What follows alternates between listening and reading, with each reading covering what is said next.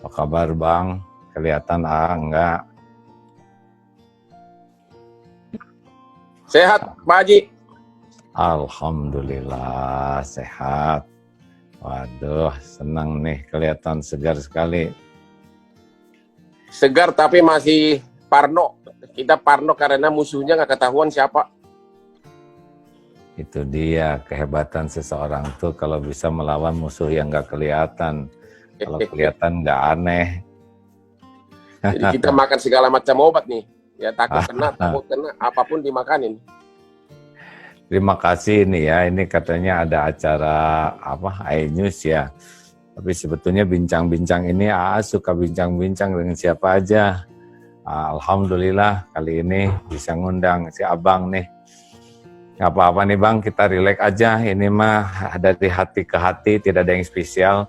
Ada yang terlarang nggak pertanyaannya? Tidak ada. Tidak ada ya. Tidak ada Pak Haji. Anak-anak sehat semua ya? Sehat, alhamdulillah. Alhamdulillah. Boleh tanya dulu operator Pak Faruk dan kawan-kawan? Ada nih, siap nggak? Kalau sudah siap kita sekarang aja lebih efisien ya. Siap, silahkan dimulai saja. Mulai aja ya. Kita siap ya Bang ya? Ya siap Pak Haji. Oke, bismillahirrahmanirrahim. Bismillahirrahmanirrahim. Assalamualaikum warahmatullahi wabarakatuh. Waalaikumsalam. Alhamdulillahirabbil alamin. Allahumma shalli ala Muhammad wa ala alihi wa ashabihi ajmain. Sahabat-sahabatku di seluruh penjuru bumi yang ditakdirkan menyimak acara ini.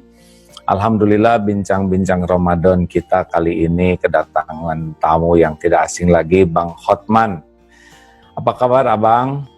Sehat Pak Haji. Sehat ya, wah senang sekali lihat segar seperti ini di rumah. Ini posisi di mana sekarang? Lagi di rumah sudah hari ke-45. Hari ke-45, naik atau turun berat badan? Naik dikit, yang masalah selalu kejiwaan, parno terus, takut ketularan. Takut ketularan ya. Nah, gimana dong Lamborghini-nya dan sebagainya nggak keluar nih? akhirnya alam yang berkuasa. Sekarang diganti dengan sepeda. Ganti dengan sepeda sekarang ya? Ya, di sekitar rumah naik sepeda, jalan kaki, semua kemewahan tidak ada artinya. Nah, ini kita langsung cerita nih. Kan orang-orang banyak yang rindu, pengen nyobain kaya, terkenal, segala ada. Sepertinya Abang udah ditakdirkan itu oleh Allah diuji sekarang. Apa sih rasanya jadi orang sang kaya, punya mobil mewah-mewah gitu Bang? Sebenarnya sih bukan kesombongan, sebenarnya sih hanya sifat manusia menunjukkan ke publik, ini saya berhasil loh. Jadi lebih menonjol, menunjukkan keberhasilan dan kepuasan diri. Nah sekarang sudah ada itu. Jadi apa yang paling terasa tuh? Naik mobil mewah gitu ada rasanya kayak apa gitu? Naik mobil mewah itu rasanya kita pede, kita merasa yakin diri, dan ada perasaan ini aku loh, saya sudah sukses. Itu perasaan, jujur aja, begitu perasaan. Nggak apa-apa, mending cerita hati. Iya, begitu perasaannya. Ya, penampilan ya. Nah, apalagi yang diinginkan sekarang kan kalau keinginan dunia mah katanya seperti minum air laut, makin diminum makin haus. Masih ada keinginan lagi enggak? Sekarang dengan adanya corona ini, saya makin menyadari bahwa suatu waktu kita harus mencari hidup kebahagiaan, bila perlu setengah pensiun atau pensiun total, dan menikmati hari tua, karena apapun yang kita dapat itu ternyata semua berakhir juga. Gitu ya. Iya. Memang dunia ini panggung sandiwara, kata Ahmad Albar ya. Dunia kan cuma tempat mampir, dan katanya memang antara keinginan dan keperluan itu beda. Kalau ingin tuh unlimited, terus saja ingin terus, dan kita akan lumayan tuh rada letih.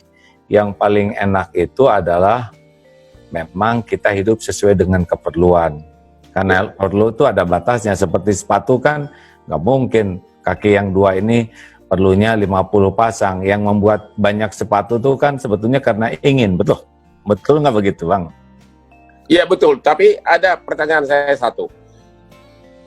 Sekarang ini selalu ada ingin kemauan agar benar-benar hidup sederhana, hidup tidak lagi mengejar materi, tapi kayaknya selalu tergoda terus. Bagaimana ada orang bilang kayak kami Kristen katanya suruh berdoa, ya kan? Tapi tetap nggak bisa, selalu tergoda terus. Bagaimana caranya agar akhirnya kita berhenti dan mulai murni di jalan yang benar gitu? Ya, saya pernah diuji juga oleh dunia seperti ini, Bang. Perusahaan cukup banyak. Ya, mungkin Abang tahu tahun 2007 tuh waktu itu puncaknya duniawi. Wah, rumah banyak, kekayaan melimpah ruah, perusahaan sangat banyak juga. Ya, lagi Abang mungkin suka lihat dulu acara zaman Agim jadi selebritis dulu. Iya benar. Ya. Nah, saya sih waktu itu merasa kata orang, wah sukses sekali, dapat penghargaan sana-sini, George W. Bush juga pengen ketemu dan sebagainya. Tapi saya waktu itu merasa keletihan batin yang luar biasa. Saya merasa, apa ini rasanya? Kekayaan, rumah, segala ada tuh, kok nggak pernah bisa membuat hati saya bahagia. Nah, waktu itulah alhamdulillah ada titik balik. Akhirnya saya sih beruntungnya datang guru tuh, ada guru yang mengajari lalu diujilah dengan dihina, dicaci, wah segala macam. Akhirnya menemukan, oh ternyata memang dunia tuh hanya boleh di tangan, jangan di hati. Kalau dunia di hati, wah jadilah hidup ini tidak pernah tenang. Tapi kalau seperti tukang parkir kan enak tuh Bang. Banyak mobil tidak sombong, ganti-ganti mobil tidak takabur, mobil diambil sampai habis juga nggak sakit hati. Sebabnya jadi, apa coba? Wujud konkretnya, kayak saya sendiri, wujud konkretnya kalau orang bule bilang, what should I do? Harus lakukan apa agar bisa mencapai tahap itu? Apakah harus gagal dulu? Nggak usah. Terus ada. Kan ada 2 jalan untuk bahagia tuh. Kalau dikasih kesenangan tidak bisa bahagia, maka biasanya dengan ujian baru dia sadar. Tapi kalau abang mau, berarti ini semua cuman titipan, ini cuman casing, ini cuman topeng. Saya ingin, dengan cara syukur. Ada orang bisa dekat dengan kebahagiaan dengan Allah itu dengan sabar, itu kalau ujian dulu. Tapi kalau mau sekarang tanpa diuji dulu, lebih hebat syukurnya. Jadi kuncinya kita harus mensyukuri, begitu ya? Ya, syukur itu ada beberapa tekniknya. Satu, harus yakin bahwa semua yang ada itu bukan milik saya. Cuman titipan dari yang menciptakan kita, dari Allah lah, dari Tuhan kita. Ya. Jadi itu hanya topeng, bukan diri kita yang asli. Seperti Lamborghini itu kan bukan Hotman Parisnya. Hotman Parisnya kan yang ini. Itu cuman besi, kaleng, merek, dan sebagainya. Kita kan nggak bisa nebeng merasa keren dengan barang seperti itu, pasti nilai kita kan lebih tinggi dari harga Lambo, benar? Nah, jadi itu ini adalah casing titipan. Yang kedua, selalu memuji keadaan apapun, mau dipuji, mau dicaci, ada, tiada. Yang ketiga, gunakan ini nikmat yang ada itu untuk kebaikan seperti keinginan penciptanya. Lebih banyak lagi sedekah dari yang sudah, mungkin sekarang sudah banyak sedekah, nanti lebih nendang lagi tuh. Wah, itu kebahagiaannya mulai terasa. Nah, begitulah diantaranya. Kalau itu kan, itu menyangkut kekayaan dan kepopuleran. Sekarang ada lagi, saya ini lagi populer. Tentu banyak godaan wanita cantik. Nah, itu bagaimana kita mensyukuri di rumah aja? Nanya ke saya. Baik, cara mensyukurinya gimana gitu loh? Kalau kita kan ada istri, terus banyak puluhan wanita cantik di luar. Kalau tadi kan menyangkut harta benda, kita syukuri dan kesuksesan. Tapi kalau menahan godaan seperti ini bagaimana? Kalau di Islam sih sudah ada solusinya Bang, ya. Diperbolehkan 4 dengan syarat adil, ya. Nah, tapi kalau di agama lain kurang paham. Kalau tidak dengan cara yang halal, kan kalau dengan menikah sah itu ya, maka terhormat wanita itu tidak seperti yang tidak dinikahi. Kalau tidak dinikahi kan nggak jelas statusnya, nggak dimuliakan, nggak dihargai, hak-haknya tidak dihargai. Kalau di dalam Islam, kalau toh sudah siap dan juga ada dalam keridoan, bisa begitu. Tapi itu di luar kemampuan saya tuh Bang. Kalau abang nggak tahu, saya nggak tahu aturan agama abang begitu. Ya, tapi maksud saya, terlepas dari agama manapun, kita laki-laki ini kan bagaimana cara ngeremnya gitu loh. Terlepas dari agama dulu. Baik. Caranya adalah jaga pandangan Bang. Nggak usah segala dilihat. Kan nafsu itu datangnya dari mata. Mata yang tidak terjaga udah pasti membuat kepikiran dan hati dan nafsu begitu. Makanya ada kalau di dalam agama Islam tuh godul basor, jaga pandangan. Karena udah pasti nafsu itu diawali dari mata. Nah ini susah nih, abang ketemu banyak orang, caranya udah diam aja di sini di rumah. Tapi apa realita Pak bahwa seorang suami yang sudah sukses, apa masuk di akal dipastikan dia bisa bahagia dengan hanya satu istri atau dengan istrinya, sementara godaan begitu banyak? Apa itu realistis? Ini tuh jadi kebalik begini acaranya, jadi nanya ke saya yang bagian nanya. Tapi saya bisa Kan paham dari segi rohani kan Bapak. Iya. Saya paham betul bahwa Allah menciptakan laki-laki dan perempuan itu berbeda ya. Tetapi ya disinilah ujiannya. Ya, ini harus. Halo, kayak agak putus. Baik, nggak apa-apa nanti diedit yang putus-putus. Ya, halo, ya. Masih terdengar Bang? Ya. Iya, dengar. Ya, alhamdulillah. Iya, inilah ujiannya. Makanya hidup ini ujian tuh ada kelapangan, ada kesulitan. Ujiannya abang harus betul-betul punya komitmen jaga diri ya. Begitu ya.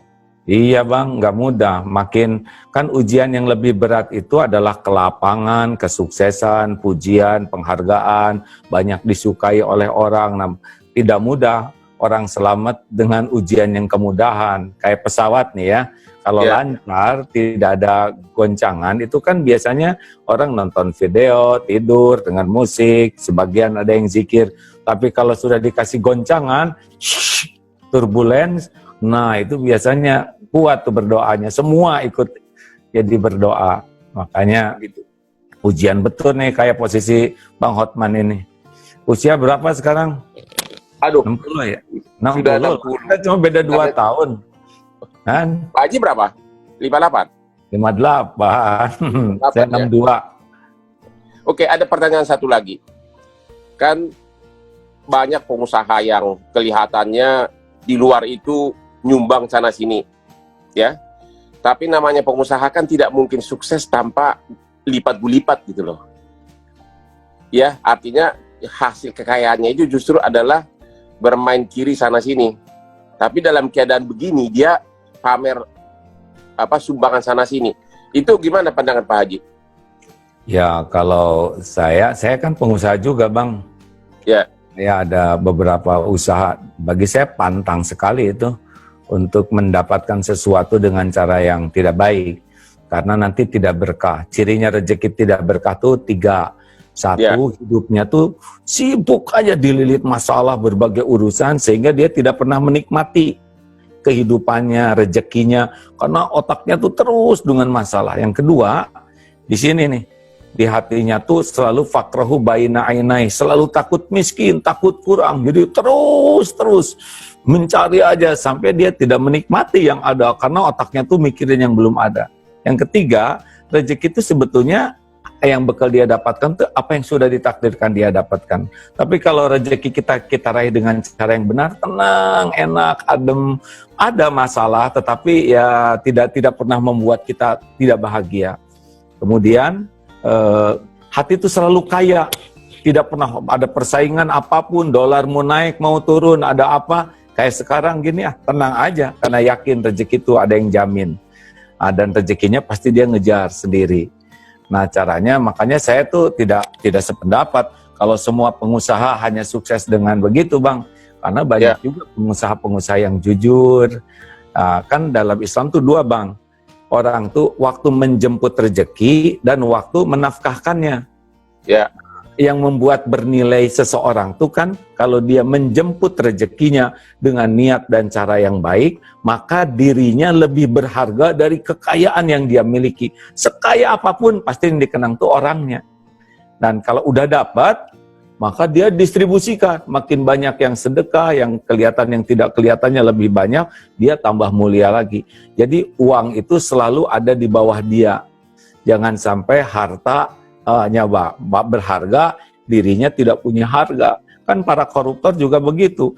Jabatannya berharga, hartanya ternyata dirinya hanya pencuri, pezina, dan sebagainya. Terus bagaimana kita hidup bersembunyi di balik topeng begini? Saya yang mau nanya. Dah, ya. Bang, giliran saya nanya. Oke, ya. Ya, Pak Haji. Senang nggak bisa ngobrol-ngobrol begini tuh? Senang, saya itu termasuk yang sering diundang Pak ke pesantren. Ya, saya sudah ke Tebu Ireng, ke Lirboyo, ceramah di sana berhari-hari. Gus Solah kasih gelar saya malah Gus, nama saya dikasih Gus. Gus Hotman Paris waktu itu di Tebu Ireng. Terus iya, ketua PBNU, Pak Prof kasih gelar saya Lora. Jadi katanya Gus Lora Hotman Paris, arti Lora katanya itu melayani karena saya sudah membantu ribuan orang di Kopi Joni memberikan bantuan hukum gratis. Nah, jadi saya sering lihat tayangannya Kopi Joni itu. Ya. Gimana rasanya bisa berbuat seperti itu? Apa yang mendasari dan apa yang terasa nih, Bang? Sebenarnya itu secara kebetulan saya 25 tahun sukses sebagai pengacara internasional dengan bapaknya Nadiem Makarim, Menteri Kehakiman, bapaknya Dr. Nonwar Makarim. Saya sukses, rezeki gampang dapat. Tiba-tiba Jalan Sudirman itu kan dibangun kereta api di bawah tanah. Sehingga saya jadi malas berkantor di Sudirman, pindahlah saya ke kantor di Kelapa Gading dekat rumah. Kebetulan dekat rumah itu ada Kopi Joni. Jadi saya sering mampir kalau pagi karena ada waktu tidak macet lagi. Dan teman-teman yang gratis pun kayak selebriti segala macam kalau minta bantuan datang ke sana. Akhirnya jadi populer. Tiap Sabtu Minggu itu jam 2 subuh seluruh Indonesia datang. Dari Poso, dari Kalimantan, dari mulai korban pemerkosaan, penipuan, semua datang. Sayangnya saya kewalahan. Jadi tidak ada maksud untuk populer, itu terjadi begitu saja. Begitu. Yang terasa apa? Yang terasa benar apa kata orang itu, kalau kita berbuat baik, hati kita itu lega. Itu yang saya rasakan salah satu. Minimum dosa saya selama ini sepertinya kok sudah mulai berkurang dikit-dikit gitu loh. Ini rahasia kita ya Bang ya. Ya. Nah, kenapa kita dihargai orang? Ya. Sebabnya cuma dua. Satu, karena Allah pencipta kita mengasih karunia kepada kita. Ya. Abang dikasih kecerdasan, dikasih kemampuan berpikir, dikasih kemudahan, sehingga ketemulah dengan rezeki dan popularitas dan lain-lainnya. Betul? Ya. Sebab kalau ini dibuat minus aja, misalkan otak kita lemot, ya nggak bisa jadi pengacara. Betul tidak? Benar, benar. Ya. Atau badan kita dibuat punya penyakit kronis yang membuat kita susah bergerak, susah, tidak bisa. Jadi prinsipnya kita dihargai itu pasti karena Allah memberi karunia. Sepakat ini? Benar. Dan yang kedua, kita ini dihargai orang lain, penyebabnya adalah Allah menutupi aib, dosa, kejelekan, keburukan, kekurangan kita. Ditutupi, orang-orang tidak tahu. Bahkan orang yang terdekat dengan kita juga banyak yang tidak tahu siapa diri kita yang aslinya. Dan kalau itu dibuka oleh Allah lah, lihat sendiri Abang, ya orang yang dibuka sedikit saja pada nyungsep, betul tidak? Benar, benar. Benar. Tapi bagi saya pribadi, sebagai seorang pengacara, kan berperkara itu kan harus bertarung tiap hari. Pilihannya hanya kalah atau menang. Terlalu susah bagi saya untuk pasrah begitu saja atau syukurin. Gimana itu rahasianya tuh? Itu bab lain Bang. Ini babnya, bab yang barusan itu bab kenapa kita dihormati orang, ya. Makanya kita supaya enggak kemakan oleh popularitas, tidak kemakan oleh ujub, takabur, rasa di hati itu ya. Maka kita harus, kalau saya diajarin guru saya itu dua itu aja. Ingat bahwa kamu tuh dipuji, dihargai orang karena karunia dari Tuhanmu, bukan dari milikmu. Dan kalau diambil seketika juga, apalah terpleset gitu ya, kita nginjak ke kulit pisang, kepala kebentur, koma, selesai itu pengacaranya, benar? Atau Benar, sekarang lah dikunjungi oleh Mbak COVID-19 misalkan ya. Ya. Kita kan kalau disilaturahmin COVID itu juga sudah bisa berakhir ini. Yang 60 kan udah berat tuh Bang, udah deket-deket ya. Benar juga tuh. Iya, hanya dengan COVID aja kita udah beres nih, udah nggak bisa apa-apa. Yang kedua, kalau Allah mau ngejatuhin kita misalnya, karena kita lupa aja, tinggal dibuka aib. Berapa banyak tokoh-tokoh kita yang begitu dihormati, disegani, buka aja jatuh, benar? Benar. Makanya satu, kalau kita begitu harus tetap sadar ini cuma titipan. Yang kedua harus banyak tobat, karena kalau dibuka nggak bisa ada yang ngalangin. Itu senior-senior pengacara, hakim apapun kan kalau oleh Allah dibuka jatuh, benar? Benar. Nah makanya itu. Nah sekarang pertanyaan tadi apa Bang? Gimana kalau berperkara harus perang terus? Ya, kalau di satu pihak kan kita harus mensyukuri, tapi bidang kerja saya itu hanya ada dua pilihan, menang atau kalah. Artinya harus bertempur, harus fight tiap hari. Bahkan subuh hari pun pikirannya bagaimana untuk menang dan menang. Itu yang susah bagi profesi pengacara. Itu mencari keadilan atau kemenangan Bang? Pengacara Kita harus akui bahwa bisnis pengacara itu kan sudah bagian dari bisnis juga. Kadang sudah tercampur antara kemenangan dan keadilan dan bisnis keuntungan. Sebagai pengacara normal, ya kadang kita yang penting klien menang. Sehingga kita tidak bahagia gitu loh. Subuh-subuh pikirannya kalau kalah bisa stres 2 bulan. Kira-kira begitu. Ya. Udah umur 60 tahun pensiun lah. Belajar agama yang benar. Udah kurang apa lagi? Saya renungkan terus. Ya. Silakan. Ya udah waktunya lah. Abang teh punya hati baik ya. Tapi godaannya banyak. Dunia udah dikasih, udah nggak ada apa-apanya. Mobil juga cuman gitu-gitu aja. Ya, udah nganggur gara-gara corona semuanya. Itu cincin kok nggak dipakai sekarang? Kenapa di rumah nggak pakai cincin? Nggak pakai cincin nih. Semua follower juga udah nanya, mau dipakai apa? Orang tiap hari pakai baju tidur. Nah, Kali-kali saya dengan senang kalau Pak Haji ngajak saya lah waktu Pak Haji lagi ceramah, nggak apa-apa saya ikut mendengarin. Boleh, saya suka sekali ceramah tentang ilmu hati, Pak Bang Hotman, ya. Bahwa sebagaimanapun kita nggak bisa bohong ke hati kita sendiri, ya. Benar. Bahwa kita rindu, makin lama kan makin dekat dengan kematian. Kalau Bang Hotman kira-kira ingin panjang umur nggak? Ya, dulu saya pernah mimpi agar umurnya 124. Gimana kalau stroke dari umur 61 semua orang enak nanti lihat kita masih hidup Bang. Ya itu dia masalah ya. Apalagi sekarang ini sudah parno, tiap menit kita parno gara-gara corona ini. Ya jadi Bang gini ya. Kalau saran saya sih udah usia segini sudah saya mah ngitungnya kalau Nabi Muhammad kan 63 tahun. Ya. Meninggal ya. Lagi puncak-puncaknya kesuksesan gitu, jadi masih seger-segernya. Sahabat-sahabat Nabi juga Abu Bakar 63, sahabatnya ada 3 orang tuh 63 tahun. Jadi saya matoknya juga, saya 63 tahun harus sudah siap pulang. Walaupun kan kalau umur tuh ada 3 rahasianya. Satu, waktu kita tidak tahu itu rahasia Allah pencipta kita. Yang kedua, tempat. Kita akan ngedatengin tempat kematian kita. Dan yang ketiga, cara. Kita tidak tahu caranya seperti apa. Kalau udah waktunya harus meninggal kan kita pasti mati. Orang mati kan cuma satu sebabnya, karena waktunya sudah tiba. Lalu nanti akan datang penyebabnya, penyebab itu bukan yang membuat kita mati, tapi jalan kematian aja. Tapi kan yang namanya sukses itu kita mati dengan mati terhormat, husnul khotimah namanya kalau di Islam. Supaya matinya baik, ya sudah sekarang tiap hari mikir baik, ngomong baik, berbuat baik, berhati baik. Karena Allah itu tidak nyimpan kebahagiaan kecuali pada kebaikan.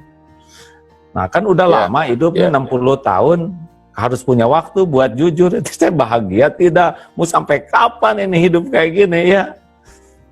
Benar-benar. Coba dipikirkan itu. Ya, saya sudah pikirkan. Justru selama musim corona ini saya lagi berpikir mulai mengurangi pekerjaan dan akan melakukan perjalanan di mana saya suka ke berbagai kota di Indonesia sebagai bagian dari menikmati hidup. Kira-kira itu. Saya tidak ambisi jadi politician, tidak ambisi jadi DPR, tidak ambisi jadi menteri, karena saya tahu kalau saya duduk di sana nggak cocok dengan kepribadian saya yang apa adanya. Yang kayak gini itu ya. Iya. Ada cita-cita yang belum tercapai nggak Bang? Cita-cita yang belum tercapai, 3 anak saya semuanya lulus fakultas hukum dari Inggris dan saya masih harus membimbing mereka agar menjadi pengacara handal karena tanpa jam terbang yang tinggi seorang pengacara nggak mungkin jadi. Jadi cita-cita saya yang belum terwujud adalah dalam 3 tahun ini akan terus saya bimbing mereka agar benar-benar menguasai praktek. Itu aja, nggak ada lagi yang saya harapkan. Karena saya menang perkara banyak, duitnya dapat pun kita nggak lihat duitnya Pak, langsung masuk rekening, ya. Tetap aja akhirnya makan tiap hari sama juga mie ayam, nasi sama bubur, nggak ada bedanya sama super taxi. Nah Bang ya, dalam pelajaran Islam itu yang namanya rezeki itu 3. Ya. 1 yang dimakan jadi kotoran itu udah dari rezeki kita, udah masuk kan? Udah diproses. Yang kedua yang dipakai dan sampai usang itu rezeki kita nih, seperti itu kaos itu pasti mahal banget ya, itu berapa ratus juta tuh kaos ini. Ini nggak mahal, cuma yang mahal itu merek Lamborghini-nya. Ini kaos Lamborghini kebetulan. Kaosnya itu 180.000 ya, itu mereknya yang mahal ya. Benar. Nah itu udah rezeki udah. Yang ketiga rezeki itu adalah yang dipakai manfaat, yang dinafkahkan, pakai nolong orang. Itu rezeki kita lah. Sekarang yang ada di bank mah belum. Rezeki kita yang ada di bank tuh kan cuman ngaku-ngaku, lihat enggak, megang enggak, make enggak. Betul nggak sih Bang? Benar, itu yang saya pikirkan. Saya berperang bisa tahunan, berperang di pengadilan, berdebat, dapat duitnya saya nggak pernah lihat masuk rekening langsung. Mungkin kalau kita tiba-tiba dia mati, duitnya pun nggak sempat pamit sama kita. Nah sekarang saya mau nanya, itu kalau Bang Hotman misalkan meninggal lah, besok lusa, apa yang kira-kira dibawa tuh ke kubur, ke alam selanjutnya ini? Hanya sepasang jas dan sepatu. Biasanya begitu. Cuman itu kan. Benar. Terus jadi kita siang malam menggadaikan waktu kita, bukan tidak boleh jadi pengacara, enggak. Tapi kalau hanya sekedar untuk dunia, nah sekarang kita makin tua kan suka makan obat-obatan enggak, vitamin dan sebagainya, kan? Udah mulai banyak asam Bukan suka lagi, bisa tiap jam saking ada ya serba makan obat untuk mencegah. Belum ada sih penyakit khusus, tapi semuanya sudah ada resep dari dokter untuk asam urat ini, untuk gula darah ini, sudah ada semua. Tiap malam makan. Nah itulah rezekinya. Rezekinya itu obat-obatan. Kita ini udah tua, kita kan cuma beda 2 tahun ya. Haruslah udah lebih dari separuh. Udah lebih dari 3/4 kan kita hidup ini. Tinggal sekarang sisanya ini. Kita harus siap bagaimana masa tua yang indah ya, hidup penuh manfaat, hati tenang, ibadah terjaga. Justru itu, kalau udah tua masih centil ya, tua pontang-panting sana sini hanya buat ngumpulin dunia dan dunia juga nggak dirasain. Terus di mana kita merasakan bahagia yang asli, betul? Kan bahagia yang asli di dalam, kita nggak bisa bohong. Betul, betul. Apalagi dengan musim corona ini kita jadi benar-benar banyak berpikir tentang arti kehidupan. Banyak maknanya. Banyak Apa coba sekali yang maknanya. didapat? Arti kehidupan apa yang didapat di selama jeda ini nih? Yang saya dapat itu tadi yang kita bicarakan dari tadi. Ternyata ada waktunya kita harus berpikir enough is enough. Enough is enough. Sudah waktunya berbuat lain selain hanya mengejar harta, membuat lawan kalah perkara, kepopularitan, dan sebagainya. Ada waktunya kita harus mencari hobi yang cocok dengan diri kita. Ya, itu dia tadi. Sambil menunggu tinggal berapa tahun lagi gitu loh. Iya, ini apalagi kan 60 ini katanya virus itu hobi sekali sama yang di atas 60, Bang. Iya benar. Ya. Iya, sebetulnya ingat mati itu bagus ya. Dengan ingat mati kita tidak menyia-nyiakan kesempatan berbuat baik. Betul tidak? Betul. Harus banyak diingat kematian karena nasihat terpenting itu mati. Kalau sudah mati sudah selesai kita kesempatan berbuat baik. Kesempatan ibadah selesai, kesempatan berbuat baik selesai, tinggal perhitungan nanti di sana di akhirat ya.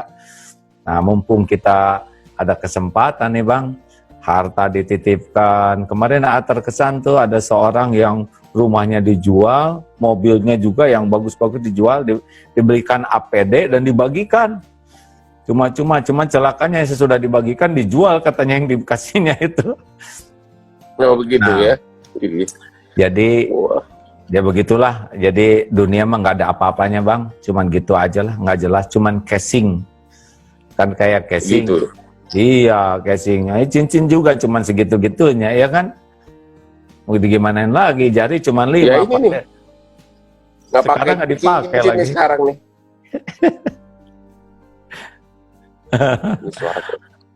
Nah bagus.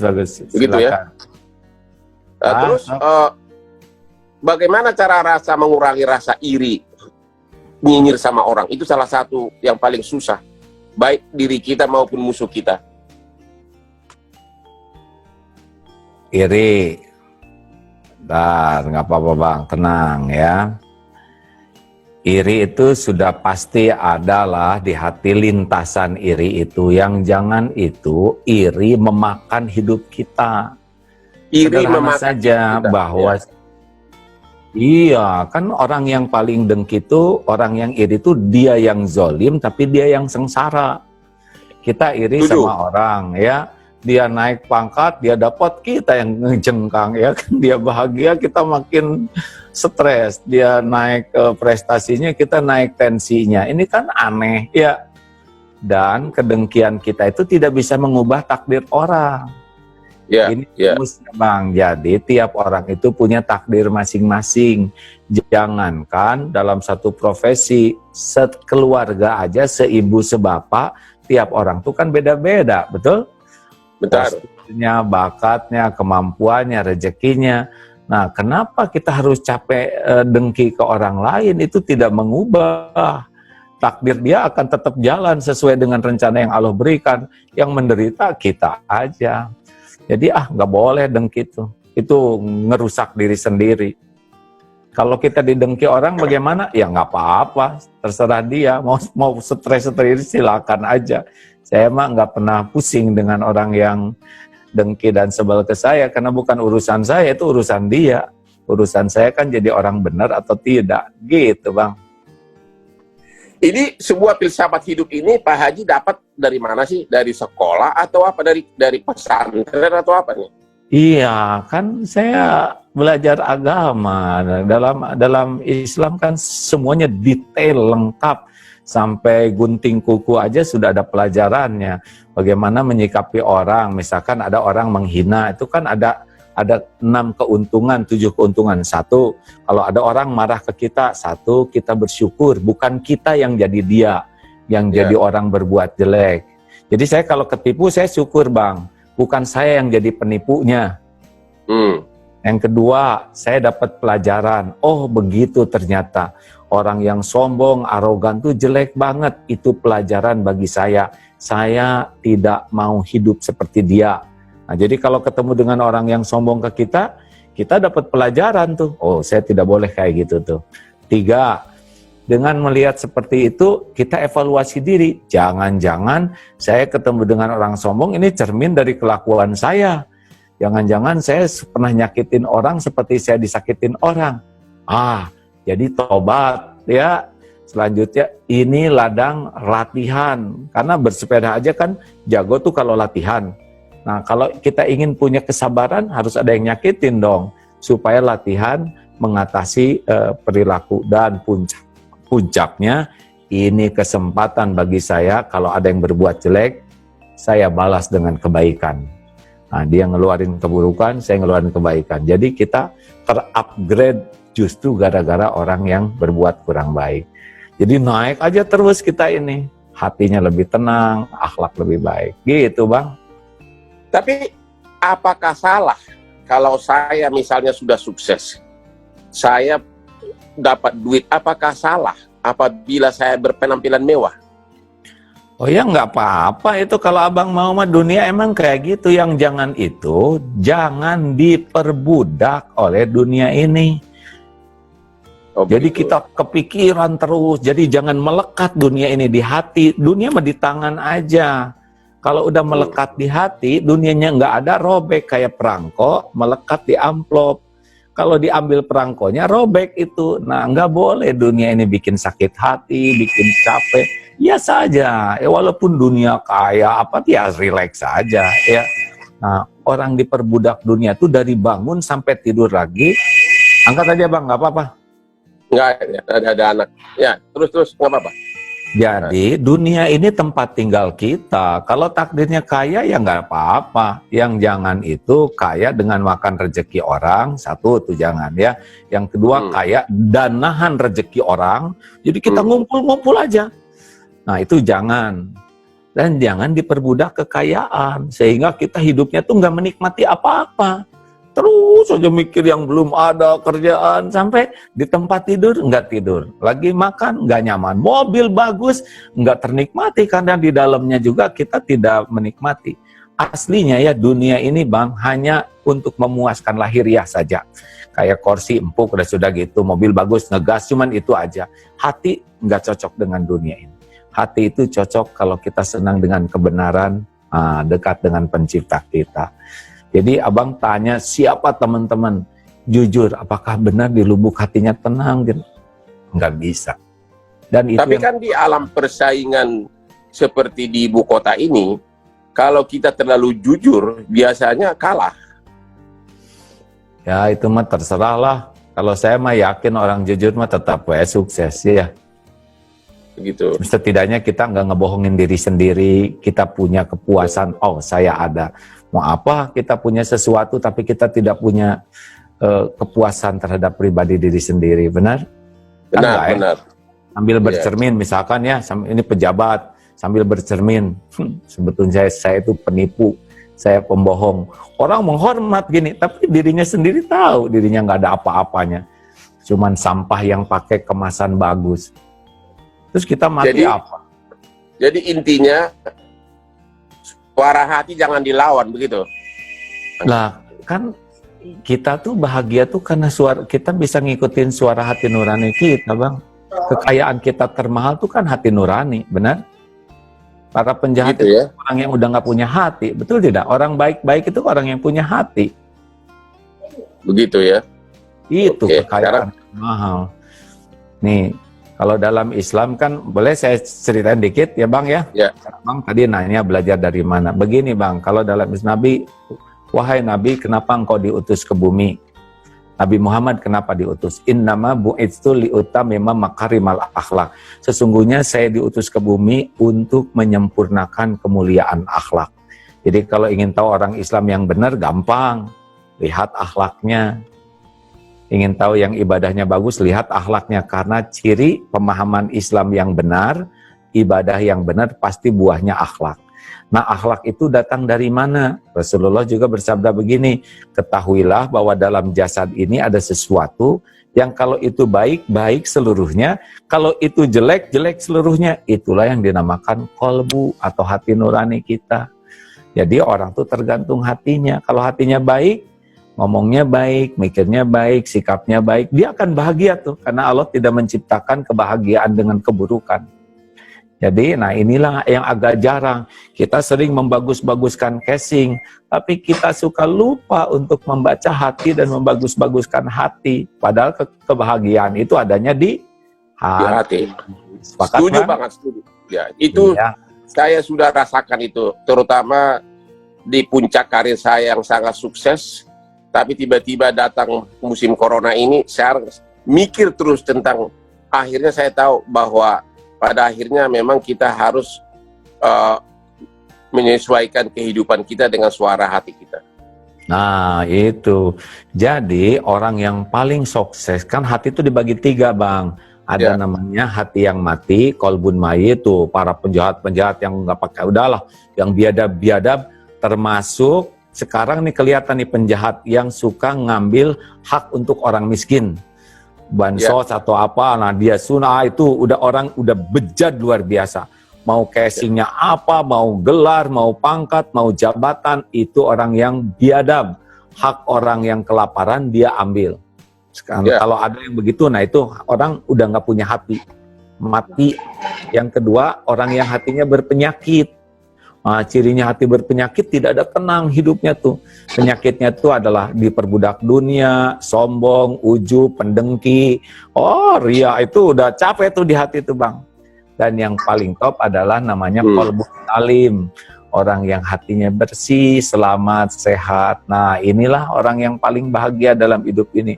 Mau susah, mau senang, dipuji, dicaci, sehat, sakit, dia seperti berselancar di atas ombak. Ini yang harus kita miliki di masa tua kita, Bang. Orang yang punya hati yang baik, bersih, insya Allah bahagia. Gitu. Yoh, terima kasih, terima kasih. Ini saya makin yakin. Memang saya sudah mulai mengarah ke situ. Tapi dengan filsafat hidup yang baru saya dengar, ternyata arah saya sudah ke arah yang benar. Mudah-mudahan godaannya tidak terlalu kuat sehingga melenceng lagi. Ya, ada syaratnya, Bang. Harus berkumpul dengan orang-orang yang benar juga. Oh, begitu.